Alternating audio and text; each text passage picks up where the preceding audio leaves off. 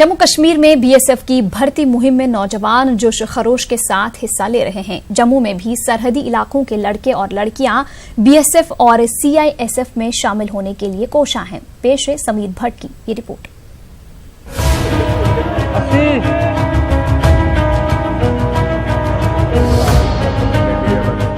जम्मू जिले के मुख्तलिफ इलाकों से ताल्लुक रखने वाले ये नौजवान बीएसएफ और सीआईएसएफ में शामिल होते हुए मुल्क की खिदमत करना चाहते हैं। इनमें से बेशतर नौजवान सरहदी इलाकों जैसे आरएसपुरा और अखनौर से आए हैं। कई नौजवान आला तालीम याफ्ता हैं। बीएसएफ और सीआईएसएफ की 1300 असामियों पर भर्ती के लिए इन दिनों तहरीरी व फिजिकल टेस्ट का मरहला जारी है। बीएसएफ के रिक्रूटमेंट अफसरों ने नौजवानों के इस जोश व खरोश को हौसला अफजा करार दिया है। उनका कहना है कि जम्मू कश्मीर के दीगर मकामात पर भी जारी भर्ती मुहिम में लड़कियां भी बढ़ चढ़कर हिस्सा ले रही हैं। 16 तारीख से हमारा ये फिजिकल टेस्ट इन लोग का लड़कों का शुरू हुआ है। हम एक दिन में तकरीबन 500 लड़के बुला रहे हैं। हमारे पास टोटल एप्लीकेशन 19,000 से ऊपर हैं और ये 26 दिसंबर तक ये पूरा चलेगा। और उसके बाद जो चयन होगा फिर उनका एक रिटर्न टेस्ट है 29 दिसंबर को और मेरिट बनेगी। वैकेंसी इसमें तकरीबन 1300 के करीब है, जिसमें लड़कियों की भी वैकेंसी है 170+ और बाकी लड़कों की वैकेंसी है। बीएसएफ और सीआईएसएफ दोनों के लिए रिक्रूटमेंट हो रहा है। कुछ शहरी इलाकों से भी हैं। जम्मू में जब हम बॉर्डर पे जाते हैं हम देखते हैं लड़के कंटिन्यूस प्रैक्टिस करते हैं, तो हमने देखा है कि तकरीबन हर घर से एक आध आदमी फ़ौज में है या बीएसएफ में है या सीआरपीएफ में है। तो वो परंपरा को कायम रखे हुए हैं, लड़के तैयार हैं और उसके लिए पूरी मेहनत करके आ रहे हैं। ज़्यादातर बच्चे इसमें बॉर्डर एरियाज से हैं। जम्मू एक बॉर्डर डिस्ट्रिक्ट है, तो 19,000 लोगों का आना ही अपने आप में सबूत है कि लोग कितना तैयार थे इसके लिए। भर्ती मुहिम में शामिल नौजवानों का कहना है कि उन्होंने तहरीरी व फिजिकल टेस्ट में कामयाबी के लिए खूब मेहनत की है। नौजवान कहते हैं कि वो फोर्सेस का हिस्सा बनकर मुल्क की हिफाजत करना चाहते हैं। अभी मैं जस्ट मैंने बीटेक डिग्री की है, तो सर मेरे को लगा कि अपने नेशन के लिए मुझे कुछ करना चाहिए। मैंने 4 साल में वहाँ अपनी ग्रेजुएशन कंप्लीट की और मुझे ऐसा लगा कि मैं अपने देश के लिए कुछ करूँगा, क्योंकि आज की जो यंग जनरेशन है वो अपने देश के लिए कुछ कर रही है कि स्पोर्ट्स कोटा में हो गई, कुछ अपने नेशन के लिए बहुत अपना सेक्रीफाइस करते हैं। और मेरी भी सर यही थिंकिंग है कि मैं अपने देश के लिए कुछ ना कुछ करूँ। सर आज के पेरेंट्स तो डॉक्टर इंजीनियर बनाना चाहते हैं सभी को, लेकिन मेरे पेरेंट्स बोलते थे कि देश के लिए कुछ करना चाहिए, इसलिए मैं बीएस में जाना था। आज के पेरेंट्स ज़्यादातर यही चाहते हैं कि उनका बच्चा डॉक्टर बने, इंजीनियर बने, पर मेरे जो पेरेंट्स हैं वो चाहते हैं कि मैं फ़ौज में जाऊं, फ़ौज से कोई ज्वाइन करूं कि देश की सेवा कर सकूं। मेरे आजकल के जो पेरेंट्स हैं ज़्यादा बच्चों को इंजीनियरिंग कॉलेज में डाल रहे हैं, कहीं डाल रहे हैं, ऐसे फजूल की गर्सी, उनको फ़िज़िकल फिट नहीं बनाते। ऐसे पढ़ाई की ओर ज़्यादा ध्यान है कि फ़िज़िकल तरफ की उनका ध्यान कम है बहुत। मैं चाहता हूँ कि फोर्स की ओर ज़्यादा उन्हें भी इनकरेज होना चाहिए। मेरे माता पिता ने बहुत मुझे मोटिवेशन दी है कि फोर्स में जाओ और देश की रक्षा करो। मैं जो भी सिलेक्ट होऊंगा तो जो भी मुझे मिलेगा अपना रिस्पॉन्सिबिलिटी मैं अच्छी तरह निभाऊंगा और देश की सेवा करूँगा। बीएसएफ अफसरों के मुताबिक मिलिटेंसी से मुतासरा इलाकों से भी इस भर्ती मुहिम के लिए अच्छा रिस्पांस मिल रहा है। पूरे जम्मू कश्मीर में बीएसएफ रिक्रूटमेंट के लिए चल रही ड्राइव के लिए ज़बरदस्त रिस्पांस देखने को मिल रहा है। और जहाँ जहाँ पे ये बीएसएफ के लिए जो अपॉइंटमेंट्स के लिए ड्राइव हो रही है, वहाँ पे पढ़े लिखे नौजवान लड़कों और लड़कियों का जोश और जज्बा देखने को मिलता है। और जो भी बच्चे इस रिक्रूटमेंट ड्राइव के लिए आते हैं, उनसे जब हमने बात की तो उन सब का ये कहना है कि वो बचपन से ही उनका एक सपना था कि वो देश की सेवा करें, देश के लिए वो जिए और मरें। और उनको लगता है कि सिक्योरिटी फोर्सेस में चाहे बीएसएफ हो, आर्मी हो या सीआरपीएफ है, उन फोर्सेस में जाके ही वो इस सपने को पूरा कर सकते हैं। तो ज़ाहिर तौर पर ये एक एनकरेजिंग चीज़ आ रही है, सामने जो आ रही है। और ऐसी उम्मीद करनी चाहिए, ऐसी आशा करनी चाहिए कि आगे भी ये सिलसिला जारी रहेगा और जितनी भी रिक्रूटमेंट ड्राइव्स होती हैं, चाहे बीएसएफ, आर्मी, सीआरपी या दूसरी सिक्योरिटी फोर्सेस के लिए, तो इसी तरह से जो बच्चों का जोश और जज्बा आगे भी बरकरार रहेगा। कैमरामैन चांद के साथ में समीर भट्ट, न्यूज़ 18 जम्मू। उधर श्रीनगर लेह कौमी शाहरा पर जोजिला पास के करीब बर्फबारी की वजह से दरमांदा अफराद को कल फौज ने बचा लिया। सोनामर्ग से जोजिला पास की जानिब जाने वाली मुसाफिर गाड़ियां और सामान से लदे ट्रक्स बर्फबारी की वजह से सोनामर्ग लेह शाहरा पर फंस कर रह गए थे। जोजिला पास के करीब 250 से 300 ट्रक्स दरमांदा हो गई थीं। फिर वहां हुए ट्रैफिक जैम से हालात मजीद अबतर हो गए और 11,000 से ज्यादा बुलंदी पर -7 दर्ज हरारत के बीच तकरीबन 300 से 350 अफराद, जिनमें खवातीन और बच्चे भी शामिल थे, मुश्किल में फंस गए। फौज ने सिविल इंतजामिया के ताउन से इन दरमांदा अफराद को बचाया। पुलिस एहलकार और GREF ओहदेदारों ने बर्फ हटाने और ट्रैफिक को बहाल करने का काम अंजाम दिया। इस बीच फौज ने मुसाफिरों में तिब्बी और दीगर इमदाद तकसीम की। फिर फौज की गाड़ियों में दरमांदा मुसाफिरों को बहिफाजत सोनामर्ग टाउन पहुंचाया गया। अनंतनाग KP चौक में आज सुबह उस वक्त अफरा तफरी फैल गई जब सिक्योरिटी फोर्सेस ने इलाके में एक मुश्तबा शय पाई। लोग महफूज मकामात की तरफ भागने लगे। इस दौरान सिक्योरिटी फोर्सेस ने जब मशकूक शय की तहकीकात की तो जाए वकू पर बम नहीं कुछ घरेलू अशिया पाई गई। इस दौरान KP रोड पर ट्रैफिक की आमदरफ्त मुतासिर हो गई और लोग कई देर तक ट्रैफिक जैम में फंसे रहे।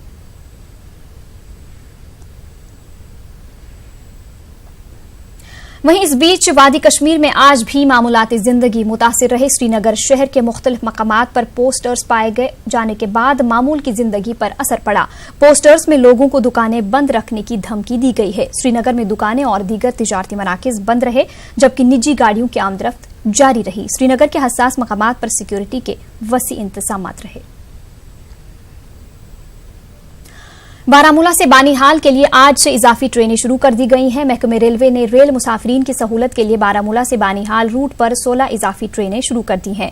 महकमे ने ट्रेन के औकात में भी इजाफा किया है और रोजाना सुबह 8 से शाम 5 बजे तक ट्रेन खदमात दस्तियाब रहेंगी। मुसाफरीन ने न्यूज 18 से बात करते हुए महकमे रेलवे के इस इकदाम का खैर मकदम किया।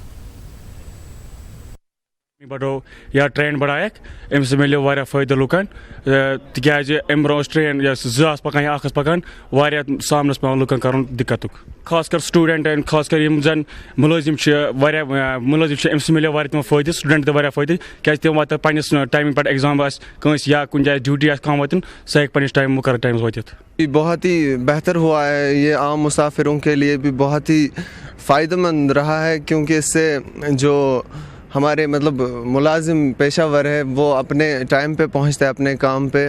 इससे बहुत ही स्टूडेंटों को भी फ़ायदा हुआ है। यहाँ तक कि जो मतलब एग्ज़ाम लोग मतलब स्टूडेंट दे रहे हैं उनको भी फ़ायदा हुआ है। इससे बहुत ही राहत पहुँची है हमें।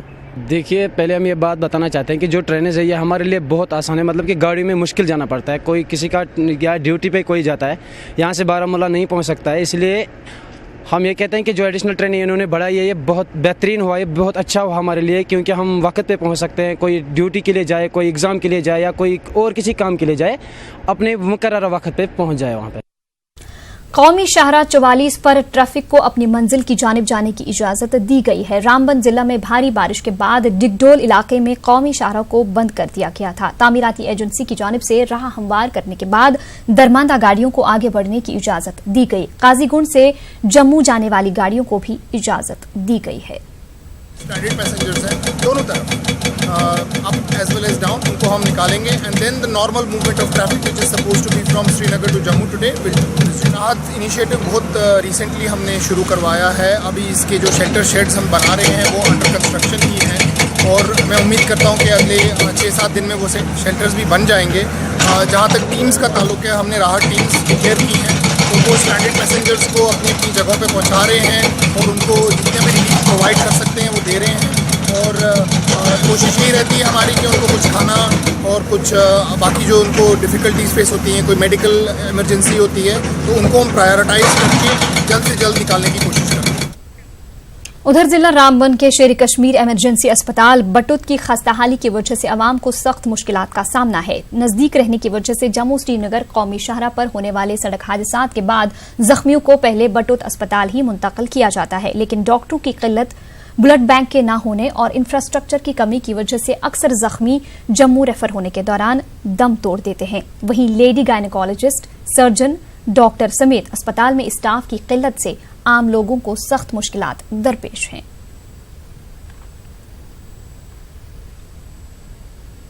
दो नेशनल हाईवेज है यहाँ पर, एक बटोत किश्तवाड़ नेशनल हाईवे है, एक श्रीनगर हाईवे है। लेकिन यहाँ पर एक तो स्टाफ का फुकदान है, गायनेकोलॉजिस्ट नहीं है, लेडी डॉक्टर नहीं है, यहाँ पर ब्लड बैंक नहीं है, स्टाफ की कमी है।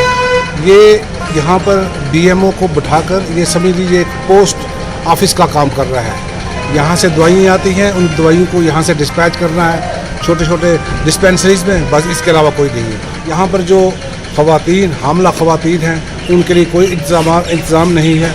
उनकी भी जान को ख़तरे में डालकर यहाँ से जम्मू उधमपुर की तरफ उनको रवाना किया जाता है। आपके चैनल के तवज्जुह से हम हुकूमत से अपील करते हैं और ख़ासकर ज़िला रामबन की एडमिनिस्ट्रेशन से हम अपील करते हैं कि बटोत अस्पताल को ख़ास तवज्जो दे। एडमिनिस्ट्रेशन के ऊपर भी पूरा भरोसा है और अपनी एलजी साहब और एडवाइज़र साहब के ऊपर भी पूरा भरोसा है कि हमारी इस मांग को जल्द से जल्द पूरा किया जाए। डॉक्टर्स हमें यहाँ पे बटोत हॉस्पिटल के लिए दिए जाएं और ब्लड बैंक दिया जाए और जो छोटे स्टाफ की किल्लत है उसको पूरा किया जाए। उधर दिल्ली के इंटरनेशनल ट्रेड फेयर में इस साल कश्मीर पेविलियन को दूसरी तमाम रियासतों के पेविलियन से अलग हॉल नंबर 7 में जगह दी गई है। हालांकि कश्मीरी ताजिर हर तरह के कपड़े और साजो सामान के साथ यहां आए हैं, लेकिन इन्हें अलग थलग और काफी पीछे जगह दी गई है, जिसकी वजह से इनका कारोबार मंदी का शिकार है। हमारे नुमाइंदे खुर्रम शहजाद ने कश्मीर पेविलियन का जायजा लिया और कश्मीरी ताजिरों से बातचीत की।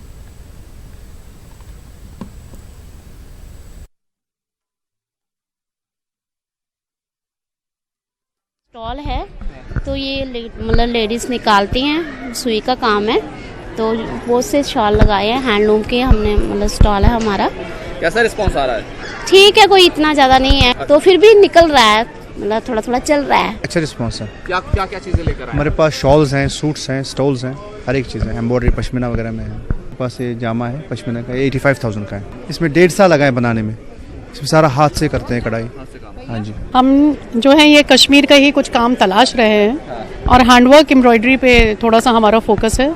हमें मिल रहा है, पसंद आ रहा है, बस थोड़ी सी हमारा दाम नहीं मैच कर रहा है। सर प्रोडक्ट की बहुत कमी है, नंबर 1। नंबर 2, कस्टमर को यहाँ पर ना कन्फ्यूजन रहती है कि क्योंकि मशीन की चीज़ें ऐसी मार्केट में आ गई हैं कि हाथ के काम की वो वैल्यू ना दिन ब दिन कम होती जा रही है और इसी वजह से दिन ब दिन कारीगर जो है ना, हाथ का जो कारीगर है ना, ये मरता जा रहा है। वजह यह है कि उसको वो दाम नहीं मिल रहा मार्केट में, इंटरनेट नहीं चल रहा, तो आपस में कोऑर्डिनेशन ना होने की वजह से हमें बहुत पीछे जगह मिली JNK को इस बार, क्योंकि बाकी स्टेट से हमको इस बार बाहर कर दिया गया। तो लास्ट मोमेंट पे ये जगह हमें इनके पास अवेलेबल थी, ये जगह मिली, जो हमारे मुकद्दर में था, मिल गया, तो हम लोग खुश हैं, चल रहे हैं, काम धंधा चल रहा है। इतना अच्छा काम नहीं है, उसकी वजह ये नहीं है कि हम लोग को जगह गलत मिली, वजह यह है कि ओवरऑल में मंदी है, लोगों के पास इतनी बाइंग पावर इस वक्त नहीं है और हैंडीक्राफ्ट आइटम थोड़ी सी आउट ऑफ रीच हो रही है लोगों की। जगह पीछे दी है ना, इसलिए वजह से मतलब काम में बहुत फ़र्क पड़ गया, 80% फ़र्क पड़ गया काम के ऊपर। तो फिर कैसे गुजारा हो रहा है कि क्या कुछ चीज़ें आप लोग किस तरह से झेल रहे हैं इसकी? ऐसे मतलब जैसे यहाँ पे काम होता था 100% बहुत अच्छा काम होता, अच्छा रेस्पॉन्स मिलता था हमें, मतलब 5-6 साल से हम लगा रहे हैं यहाँ पे, लेकिन इस बार हमें मतलब रेस्पॉन्स नहीं मिल रहा है उतना। तो ये कश्मीर पवेलियन है जो आपने देखा, लेकिन हालांकि इस पूरे आप पवेलियन को देखेंगे तो उस पर लिखा गया है इज डूइंग ऑफ बिजनेस, लेकिन जो जगह दी गई है उसको लेकर के जो दुकानदार हैं, शॉपकीपर्स हैं, वो काफ़ी जो है नाराज़ दिखाई दे रहे हैं। कैमरामैन जगदीश गौतम के साथ खुर्रम शहजाद, न्यूज़ 18 दिल्ली। जेके पंचायत कांग्रेस ने कश्मीर में बैक टू विलेज मुहिम को ला हासिल मश्क करार दिया। श्रीनगर में एक प्रेस कॉन्फ्रेंस से खिताब करते हुए जेके पंचायत कांग्रेस के सदर मोहम्मद इकबाल वानी ने कहा कि मुहिम के पहले मरहले के तहत जिन तरक्याती कामों का आगाज हुआ और वादे किए गए थे उन्हें पूरा नहीं किया गया। उन्होंने इल्जाम लगाया कि हुकूमत पंचायतों को बाइख्तियार बनाने के लिए संजीदा नजर नहीं आ रही है और ब्यूरोक्रेसी अवामी शमूलियत के लिए ठीक नहीं है। जेके पंचायत कांग्रेस कश्मीर में पंचों और सरपंचों की तंजीम है। पूछना चाहते हैं गवर्नमेंट से कि जो बैक टू विलेज 1 हुआ था उसके बाद से लेकर आज तक बैक टू विलेज 1 में जो भी काम लिया गया क्या वो हुआ? क्या उस काम पे कोई पेशरफ्त हुई? जैसा कि हम जानते हैं पंचायत मेंबर होने के नाते तब से लेकर आज तक कोई पेशरफ्त नहीं हुई है। बैक टू विलेज प्रोग्राम 1 को लेके कोई डेवलपमेंट नहीं हुई है ग्रास रूट लेवल पे। मैं खुद शर्मिंदा हूं कि हम बीइंग पंचायत मेंबर्स कौन सा चेहरा लेके लोगों के पास जाएंगे और उन्हें बोलेंगे कि आज बैक टू विलेज 2 है। उसके बाद मैं गवर्नमेंट से ये पूछना चाहता हूं, जैसा कि हमारे प्रेस नोट में भी लिखा है कि जब से पंचायत इलेक्शन हुए तब से लेकर आज तक जो 5 इलेक्टेड मेंबर है, 5 मेंबर है या सरपंच साहिबान है, उनका ऑनरेरियम का क्या हुआ? 2 बार उनको दिया गया, सिर्फ 2 बार। तब से लेकर 1 साल से ज्यादा उर्सा गुजर चुका है। पिछले दिसंबर में इलेक्शन थे, नवंबर में इलेक्शन थे। उसके बाद 14 FC हमारा एक ये डेवलपमेंट प्रोग्राम है, उसमें जो फंड्स एलोकेट हुए हैं क्या वो यूटिलाइज आज तक हो गए हैं? मैं कहता हूं बिल्कुल नहीं हुई। 15 FC अभी आया ही नहीं है। MJ नरेगा पे कोई काम हुआ ही नहीं है। SBM को लेके आगे काम बढ़ा ही नहीं। ये प्रधानमंत्री आवास योजना जहां पे बेघरों को घर मिलने वाले हैं, उस पे कोई पेशरफ्त तो हुई ही नहीं। अथॉरिटीज़ के पास जब जाते हैं, BDO साहिबान के पास जब जाते हैं, तो वो बोलते हैं इंटरनेट फैसिलिटी हमारे पास है ही नहीं, ये सारे ऑनलाइन प्रोग्राम है, इसमें जियो टैगिंग का मसला है, वेज शीट का मसला है, हम कर ही नहीं सकते। क्या गवर्नमेंट को, हमारी जो लेफ्टिनेंट गवर्नर साहब की गवर्नमेंट है, क्या उनको उनके BDO साहिबान पे भी शक है? क्या उनकी इंटरनेट फैसिलिटी रेस्टोर नहीं हो सकती है? क्या ब्लॉक लेवल पे इंटरनेट फैसिलिटी को रेस्टोर नहीं किया जा सकता है? उसके बाद मैंने बात की थी जनाब ये BDC इलेक्शंस का। BDC इलेक्शन हुए, बहुत प्रोपेगेंडा किया अंदर बाहर गवर्नमेंट ने। पूछना चाहते हैं, 1 महीना हो गया, 1 महीने से ज्यादा अरसा गुजर चुका है, उन BDC चेयरमैन को रहने के लिए जगह कहां पे है? अनंतनाग के खनाबल में बैक टू विलेज मुहिम के तहत अफसरों को तरबियत फराहम की गई। DC अनंतनाग खालिद जहांगीर ने कहा कि हुकूमत इस मुहिम के जरिए जमीनी सतह तक तरक्की के समरात पहुंचाना चाहती है। उन्होंने कहा कि अफसरों को हिदायत दी कि लोगों के मसाइल के बारे में आला हुकाम को जानकारी दें।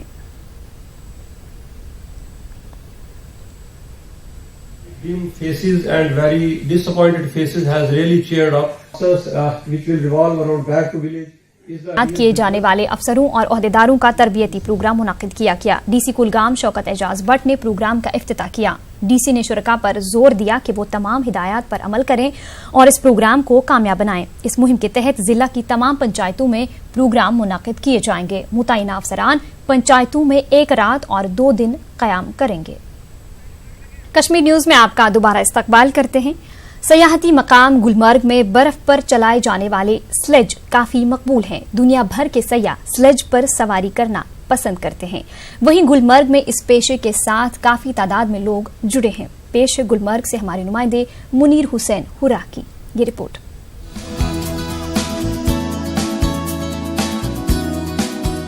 स्लेज की सवारी की काफी पुरानी तारीख है, ताहम आजकल स्लेज की सवारी दुनिया के कई ममालिक में सैर तफरी के तौर पर इस्तेमाल में लाई जा रही है। बर्फ पर स्लेज चलाना आसान काम नहीं बल्कि एक मुश्किल काम है। स्लेज लकड़ी का बना हुआ होता है, इसके मुख्तलिफ डिजाइन होते हैं। इसे चलाने के लिए बर्फ पर एक रास्ता बनाना पड़ता है। गुलमर्ग में इन दिनों हर समत बर्फ की सफेद चादर बिछी हुई है। ऐसे में स्लेज से सयाह खूब लुत्फ अंदोज हो रहे हैं। मुल्की और गैर मुल्की सयाह ज्यादातर बर्फ पर स्लेज की सवारी करते हैं। इनका कहना है कि स्लेज की सवारी से इन्हें एक नया तजुर्बा हासिल हुआ है। मजा आ गया, ऐसा जन्नत लग रहा है बिल्कुल, कहीं का स्विट्जरलैंड नहीं लगता कहीं। ये स्लेज के ऊपर मैं सवारी कर रहा हूँ पहले। ऐसा तो एनवायरनमेंट कहीं देखने को वर्ल्ड में नहीं मिला है कभी आज तक। इतना यहाँ पे स्नोफॉल भी इतना बढ़िया मजा आ रहा है और हमें यहाँ आके बहुत अच्छा लगा। साइलेज का एंजॉय कर रहे हैं, स्नोफॉल हो रहा है और बहुत मजा आ रहा है हमें। जन्नत है, जन्नत, रियली जन्नत है यहाँ पे। बहुत पहला एक्सपीरियंस बढ़िया था, आगे भी आएंगे। ये पहले मैंने कभी नहीं देखा, पहली बार मैंने यहाँ पर आना हुआ है। गुलमर्ग में काफ़ी बढ़िया लगा यहाँ पर आके और स्नोफॉल देखने को मिली यहाँ पर, और स्लेज करके काफ़ी अच्छा लगा। अलग ही इंजॉयमेंट है यहाँ का। गुलमर्ग में काफी तादाद में लोगों का जरिया मौश स्लेज से जुड़ा हुआ है। गुलमर्ग में स्लेज से जुड़े लोग हर साल बर्फबारी के मुंतजिर होते हैं। इनका कहना है कि बर्फबारी के दौरान ही इनकी अच्छी खासी कमाई होती है, लेकिन सयाहों से मुतालिक एडवाइजरी और दफा 370 की मनसूखी के बाद पैदाशुदा हालात से सयाहों की आमद में कमी की वजह से स्लेज से मुंसलिक अफराद भी कदरे परेशान हैं। गुलमर्ग में बर्फ़ भी पड़ा है, लेकिन सर हम इंतज़ार में यहाँ पे अभी टूरिस्ट आ नहीं रहे, थोड़ा काम कम है सर। पहले 3 महीना यहाँ पे हड़ताल रहा सर, कोई आया नहीं।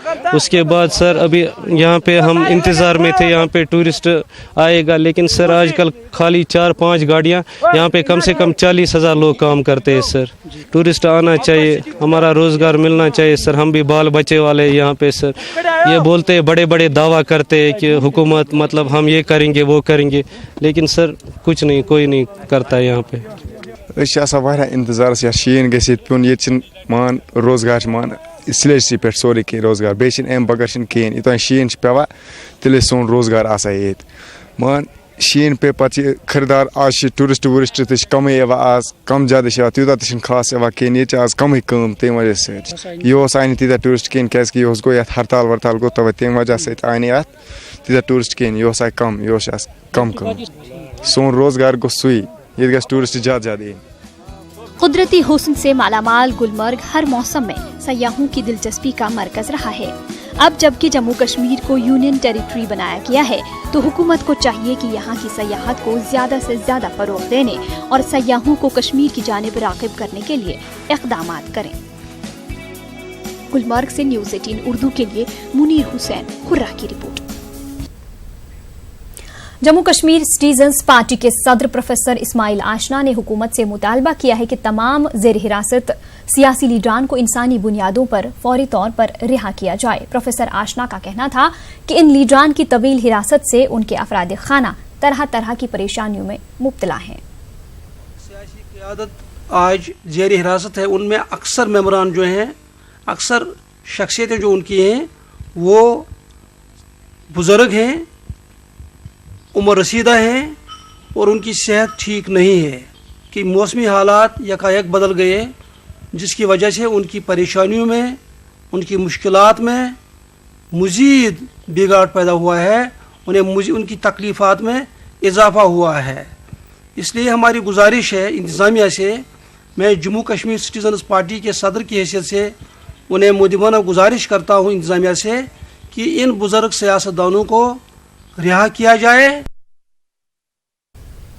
राष्ट्रीय किसान मजदूर महासंघ ने वादी कश्मीर में बागबानी शोबे को हुए नुकसानात को कौमी आफत करार देने की वज़ीर-ए-आज़म से अपील की है। वादी के मुख्तलिफ मकामात का दौरा करने के बाद श्रीनगर में एक प्रेस कॉन्फ्रेंस से खिताब करते हुए महासंघ के कौमी सदर शिव कुमार काकाजी ने हुकूमत से अपील की कि हालिया बर्फबारी की वजह से जिन काश्तकारों को नुकसान पहुंचा है इसका भरपूर मुआवजा दिया जाए। उन्होंने कहा कि पहले इकदाम के तौर पर इन काश्तकारों के KCC कर्जे माफ किए जाएं। काकाजी ने कहा कि चंद सियासतदानों और महकमे हॉर्टिकल्चर के बाज अफसरों ने जरासीम कुश अद्वियात के बिजनेस से जुड़े अफराद की ईमा पर काश्तकारों का इस्तेहसाल किया है। महासंघ ने कहा कि नफेड ने भी वादी में सेब खरीदने के ताल्लुक से गलत दावे किए हैं। हमारी केंद्र सरकार से गुजारिश ये है कि एक झाड़ की कीमत का मूल्यांकन हो और मूल्यांकन तय करके बाद हमारे किसान नेता यहाँ के बैठे और सरकार बैठे और अविलंब किसानों को पैकेज दिया जाए कि आपके इतने झाड़ नष्ट हुए हैं, उसका पहले सर्वे हो। अभी तक सर्वे नहीं हो पा रहा है क्योंकि 3 डिपार्टमेंट 3 तरह की बातें कर रहे हैं। हॉर्टिकल्चर कहता है 40%, कोई कहता है 35%, कोई कहता है 20%। तो एक तो बड़ी ईमानदारी के साथ सर्वे हो, दूसरा प्रति झाड़ के हिसाब से जो नुकसानी हुई है वो तय हो, तीसरा जम्मू कश्मीर के पूरे किसानों को ऋण मुक्त किया जाए। उनकी जो KCC का पैसा है, जो उन्होंने लोन ले रखा है, प्राकृतिक आपदा उन पर भारी आई हुई है, आज उनको आवश्यकता है सहारा देने की, उनकी चिंता करने की आवश्यकता है। ये हमारी ऐसी गुजारिश रहेगी केंद्र सरकार से। आज मरकजी सरकार को नेशनल डिजास्टर के तौर पर इसे लेना पड़ेगा। ये नेशनल डिजास्टर, इसको एक्सेप्ट करें। कश्मीर में जो कुछ भी हुआ नेचर से हुआ, हॉर्टिकल्चर है या रेवेन्यू डिपार्टमेंट है, जितने भी लोग लगाए गए हैं असेसमेंट करने के लिए कितना नुकसान हुआ है, आंकड़े सही किसी के नहीं आ रहे हैं। अब उसको सही कौन करेगा? अब उसमें एक वक्त लगेगा, अरसा लगेगा, 3 महीने 4 महीने लगेंगे। तब तक हमारे किसानों की हालत क्या होगी? लोगों ने KCC निकाले हैं और रेट भी सही नहीं आ रहा। बुलेटिन में आपका दोबारा इस्तकबाल करते हैं। रवा माह हुई गैर मुतवक्का बर्फबारी से वादी के दीगर हिस्सों की तरह ही जिला पुलवामा में भी बागबानी के शोबे को बड़े पैमाने पर नुकसान से दो चार होना पड़ा। बर्फबारी से सेब और बादाम के अलावा दीगर मेवाजात के दरख्तों की शाखें टूट गई हैं। गुज़िश्ता साल के मुकाबले में नुकसान की शरह काफी ज्यादा है। जिला इंतजामिया पुलवामा ने नुकसान का जायजा लेने के लिए टीमें तश्कील दी हैं, जो कि जल्द ही अपनी रिपोर्ट पेश करेंगी। काफ़ी नुकसान है। तकरीबन हमारे आने वाले साल में अगर हम बात करेंगे तो 200 करोड़ का नुकसान जो है वो हमारे डिस्ट्रिक्ट पुलवामा में माली नुकसान जो है ये होने का तखमीना है।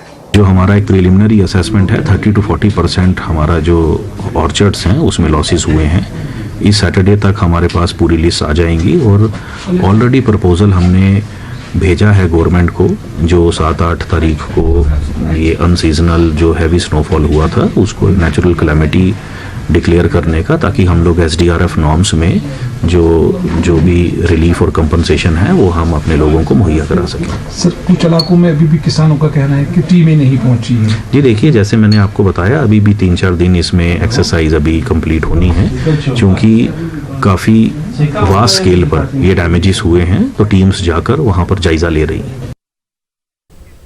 उधर शोपियां में भी बेवक्त बर्फबारी से मेवा बागात को बहुत ज्यादा नुकसान हुआ है। मेवा काश्तकार इंतजामिया से नुकसान की भरपाई की मांग कर रहे हैं। उनका कहना है कि गुज़िश्ता साल भी इन्हें नुकसान हुआ था, ताहम खातिर खा भरपाई नहीं की गई थी।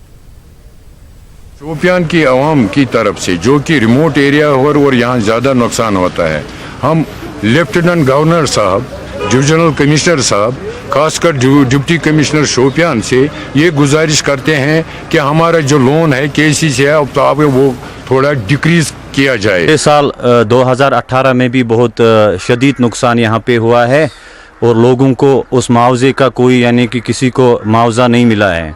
अब मेरी अपील गवर्नर इंतजामिया से मेरी अपील है, वो इन गरीब लोगों को जो लोन है वो माफ़ किया जाए। हालिया बर्फबारी से जहां वादी में मेवा बागात को नुकसान पहुंचा, वहीं इस बर्फबारी से कस्बा पांपुर में जाफरान की फसल को भी बुरी तरह मुतासिर किया। किसानों का कहना है कि अगरचे वो जाफरान के फूलों की चुनाई ही कर रहे थे, लेकिन इस बर्फबारी की वजह से 50% जाफरान बर्फ के नीचे दब गया है, जिसकी वजह से किसानों को भारी नुकसान हुआ है। उन्होंने इंतजामिया से मुआवजे की अपील की है।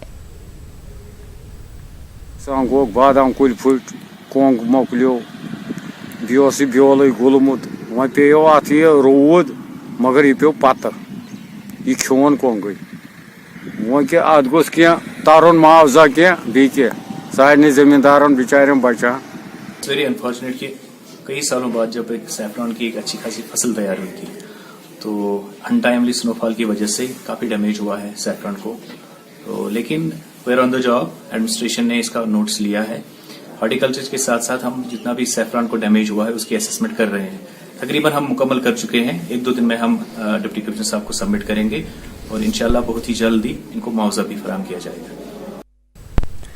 इस दौरान महकमे हॉर्टिकल्चर की जानिब से रफीआबाद में बेदारी और तरबियती कैंप मुनक्किद किया गया। कैंप में बर्फबारी से सेब के बागात को हुए नुकसानात के तनाजुर में आइंदा के इक़दामात से काश्तकारों को वाकिफ कराया गया। माहिरीन ने दरख्तों की टूटी शाखों पर पेस्ट का इस्तेमाल और मुख्तलिफ जरासीम कुश अद्वियात के बारे में जानकारी दी। चीफ हॉर्टिकल्चर अफसर ने किसानों को महकमे की हिदायत पर अमल करने पर जोर दिया। उन्होंने कहा कि नुकसानात का तखमीना लगाया गया है और इस जिम्न में रिपोर्ट आला हुकाम को सौंपी जा रही है।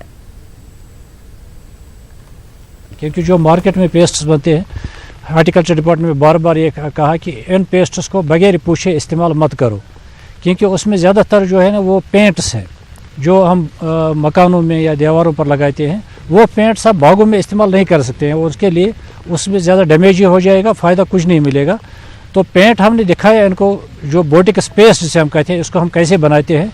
उसमें एक हिस्सा, एक 1 पार्ट जिसे कहते हैं कॉपर सल्फेट निल्थ होता है जिसे कहते हैं पिसा हुआ, 2 हिस्से चूना और 3 हिस्सा लिनसीड ऑयल एलची का तेल। ये 3 चीज़ों को आप प्लास्टिक के किसी बर्तन में या मिट्टी के बर्तन में इन तीनों को मिलाकर एक पेस्ट बनाया जा सकता है। ये हमने इसको प्रैक्टिकल डेमोन्स्ट्रेशन ऑन स्पॉट दिखाया।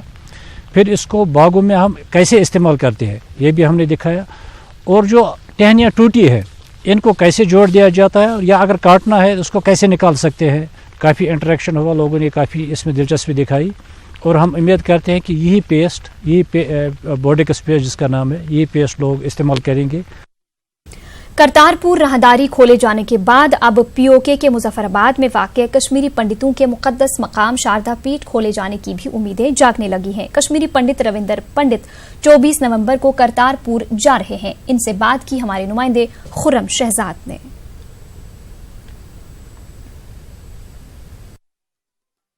भारत पाकिस्तान के बीच ताल्लुकात उस्तवार हों और उसके लिए करतारपुर कॉरिडोर खोला गया था। सिख भाई वहां पर होकर आए हैं, लेकिन अब पहले कश्मीरी पंडित हैं जो पाकिस्तान जा रहे हैं।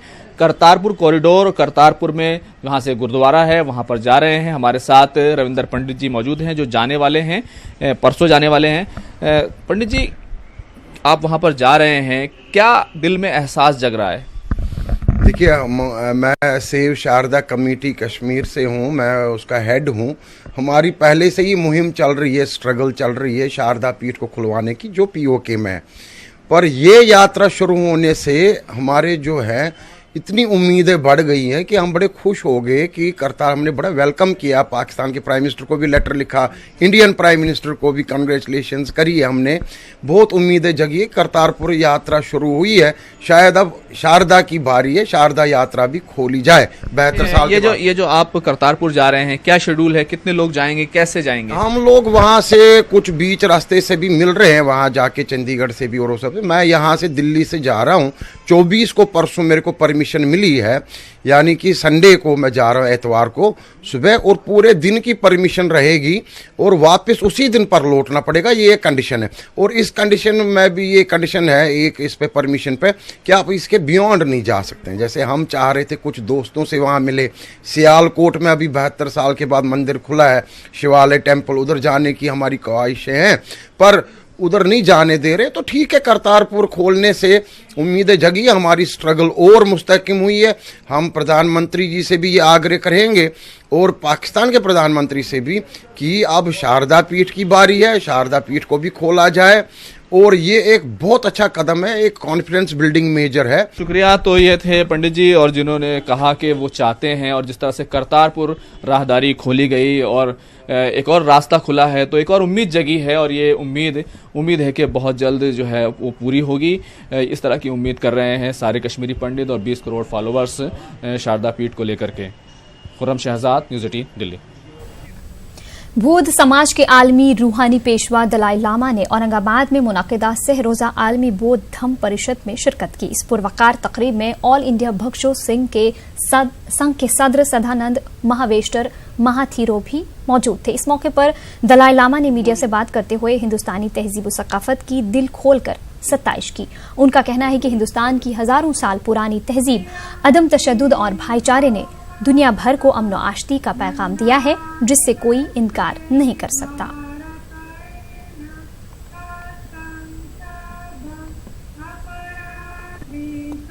All major religious tradition carry same message of love, like that. So, one time I remember in Ladakh, one big meeting.